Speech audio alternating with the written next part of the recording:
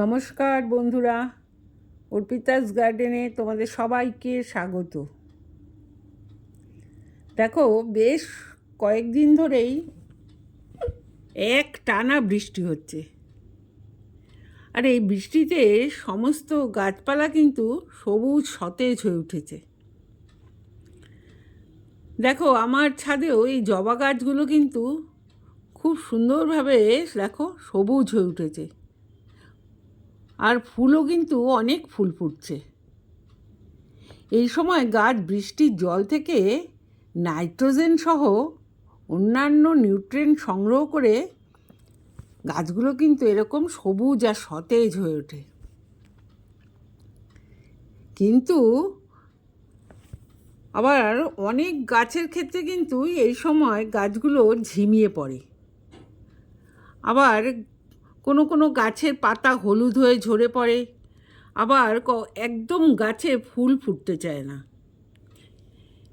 এই বর্ষার সময় কিন্তু এই সমস্যাগুলোও হয়ে থাকে। দেখো, আমার এরকম একটা জবা গাছে ঠিক এরকম একটা সমস্যা হয়েছে।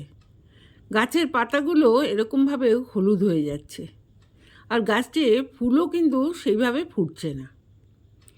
তবে এই গাছের পাতা হলুদ হয়ে যাওয়া কিন্তু একটা কারণের ওপর নির্ভর করে না, অনেক কারণ আছে এই গাছের পাতা হলুদ হয়ে যাওয়ার। কিন্তু তার মধ্যে একটা প্রধান কারণ হলো এই একটানা বৃষ্টি হওয়ার ফলে গাছের টবে খাবারের ঘাটতি হওয়া। আমরা বর্ষার আগে এই গাছের টবগুলোতে পর্যাপ্ত পরিমাণ খাবার দিয়েছিলাম, কিন্তু এইভাবে একটানা বৃষ্টি হওয়ার ফলে সেই খাবার কিন্তু ধুয়ে চলে যাচ্ছে। এর ফলে টবগুলোতে খাবারের ঘাটতি হচ্ছে। আমরা এই বর্ষার সময় গাছগুলোতে কিছু খাবার দেব। দেখো, আজ আমি তোমাদের দেখাবো এই বর্ষার সময় আমরা গাছে কি খাবার দেব, বা আমি গাছে কি খাবার দিলাম আর ঠিক কখন দেব। দেখো, প্রথমেই আমি তোমাদের আমার এই বৃষ্টি ভেজা টবগুলো দেখাচ্ছি। আমার এই টবগুলো কিন্তু টবের মাটিগুলো শুকিয়ে গেছে, যদিও দুদিন বৃষ্টি হয়নি, এখন রোদ উঠেছিল, কিন্তু আমার এই টবে একদম জল দাঁড়ায়নি। বর্ষাকালে জবা গাছ থেকে বেশি ফুল পাওয়ার প্রথম শর্তই হলো ড্রেনেজ ব্যবস্থা কিন্তু আমাদের ভালো করতে হবে।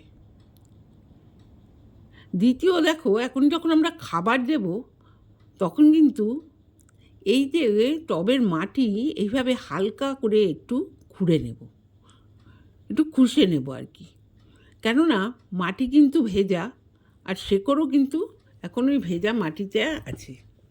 সেই জন্য খুব বেশি খুঁড়ব না, আমরা এরকম হালকা করে একটু খুঁষে নেব খাবার দেওয়ার জন্য। দেখো, আমার এই টবের মধ্যে বেশ কিছু আগাছা তৈরি হয়েছে। বর্ষার জলে এরকম আগাছা তৈরি হবে, এই আগাছাগুলো আমরা পরিষ্কার করে দেব। এই আগাছা পরিষ্কার করে দেওয়ার পর দেখো, এই টবের মাটিটাও আমি ঠিক এইভাবে হালকাভাবে খুঁষে নেব। খুঁষে নেওয়ার পর আমি গাছে খাবার দেব। এবার আসি, আমরা এই গাছে কি খাবার দেব।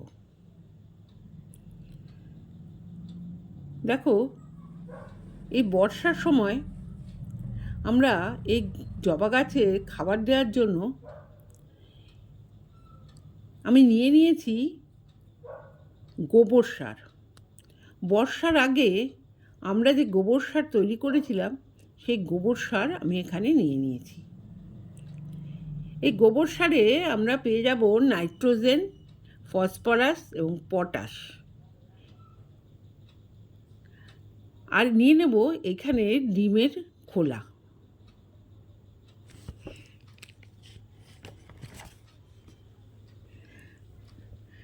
দেখো, ডিমের খোলা নেওয়ার পর আমরা নিয়ে নেব এইভাবে আমাদের ব্যবহার করা চা পাতা। এই চা পাতা কিন্তু আমাদের মাটিতে জল ধারণ ক্ষমতা অনেক বাড়িয়ে দেবে। এখন এই তিনটে উপাদানকে আমি একটা বড় জায়গায় নিয়ে মিশিয়ে নেব ভালো করে। দেখো এই 3টে উপাদানের সাথে আমরা মেশাবো যে কোনো ফাঙ্গিসাইড। তোমাদের যার কাছে যে ফাঙ্গিসাইড থাকবে সেই ফাঙ্গিসাইডটা এর সাথে মিশিয়ে নিতে হবে। দেখো আমি এখানে সাফে মিশিয়ে নিলাম। এবার এই 4টে উপাদান ভালো করে আমাদের মিশিয়ে নিতে হবে। এই 4টে উপাদান ভালো করে মিশিয়ে নেওয়ার পর আমরা প্রতিটা গাছের টবে কিন্তু খুব কম পরিমাণ গাছের প্রতিটা টবে দিয়ে দেব। দেখো আমি এখানে ভালো করে মিশিয়ে নিলাম। এই গোবর সারে থাকা এই nitrogen, phosphorus, potash, calcium, manganese এই বর্ষার সময় কিন্তু বৃষ্টির জলের সাথে গাছগুলোকে আরও বেশি করে সতেজ করে দেবে। দেখো পরিমাণটা দেখে নাও, খুব অল্প পরিমাণে আমরা এই সময় গাছের গোড়ায় দিয়ে দেব। খুব বেশি খাবার আমরা এই সময় এখন দেব না। এই খাবার দেওয়ার ফলে কিন্তু বৃষ্টির জলের সঙ্গে যখন এই গোবর সার, ডিমের খোলা এবং চায়ের পাতা একসাথে মিশে যাবে তখন কিন্তু গাছটা সুন্দরভাবে খাবার সংগ্রহ করে নেবে।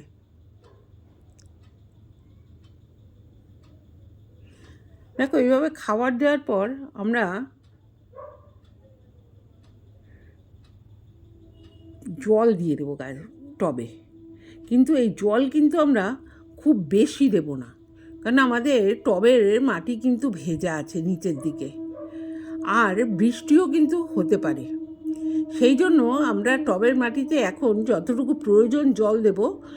যদি বৃষ্টি না হয় তাহলে কিন্তু আমরা পরবর্তী সময়ে আবার জল দেব। সেই জন্য এখন কিন্তু খুব বেশি জল আমরা দেব না। দেখো এইভাবে আমরা খাবার দেওয়ার পর আমরা গাছগুলোকে যদি বৃষ্টির মধ্যে রাখি, দেখো ফুলের সাইজ আমার গাছ এখানে বেশ বড় বড় হয়েছে আর প্রচুর কিন্তু ফুল ফুটেছে। তোমরাও যদি তোমাদের ছাদ বাগানের জবা গাছগুলোতে এই গোবর সার আর ডিমের খোলা আর চায়ের পাতা মিশিয়ে দিতে পারো, তোমাদেরও গাছ কিন্তু সুন্দরভাবে এইভাবে ফুল দেবে। তোমরাও কিন্তু এই সারটা ব্যবহার করে দেখতে পারো।